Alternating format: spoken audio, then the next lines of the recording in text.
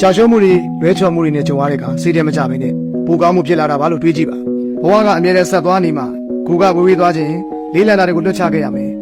ဘဝတစ်လျှောက်မှာနာကျင်စရာချင်းတွေကြုံရမယ်ပြောစရာတွေလည်းရှိမယ်ဘဝကတသက်မထဲမသွားပါဘူးပြီးခဲ့တာတွေပြီးပါစီတော့ဘယ်လို trauma မျိုးပဲဖြစ်ဖြစ်အဲ့ဒီအရာတွေတွေးမိလာတိုင်းကိုယ့်ကိုယ်ကိုသတိလေးကပ်ပြီးတွေးကြည့်ပါ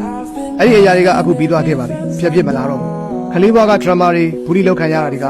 အခုချိန်မှာထပ်မကြုံရတော့ပါဘူးအမောင်ထဲမှာငိုခဲ့ရခြင်းတွေအိမ်မပြောတဲ့ညတွေကထပ်မရှိတော့ဘူးအခုချိန်မှာကိုယ့်ကိုကျူးလွန်ခဲ့တဲ့လူတွေလည်းမရှိတော့ပါဘူးအတိတ်မှာကြံခဲ့ပြီခုနဲ့မဆိုင်တော့ဘူးအဲ့ဒီမကောင်းတဲ့မှန်ညာတဲ့အတူအဲ့ဒီလူတွေကိုထားခဲ့လိုက်ပါတော့ဘဝကြီးကိုစေတည်သူတွေနဲ့ခီးဆက်ပါအဲ့ဒီလိုပဲအခုချိန်မှာကိုကလည်းအနိုင်ကျင့်ခံနေရတဲ့သူတယောက်မဟုတ်တော့ဘူးတန်မာတဲ့ထမ်းမြက်တဲ့ရင့်ကျက်တဲ့သူတယောက်ဖြစ်နေပြီးဘဝကိုအကောင်းဆုံးတည်ဆောက်ပါမပြောခဲ့ရတဲ့ငယ်ဘဝတွေအတွက်ဒီအချိန်မှာပူပြောင်းနေပါမပြေဆုံးတဲ့ဘဝတွေအတွက်ပူကြိုးစားပါနာကျင်စရာတွေကနေကိုယ်တိုင်ပြန်ထပြီးလှပစွာတည်ဆောက်နိုင်သွားတဲ့အခါ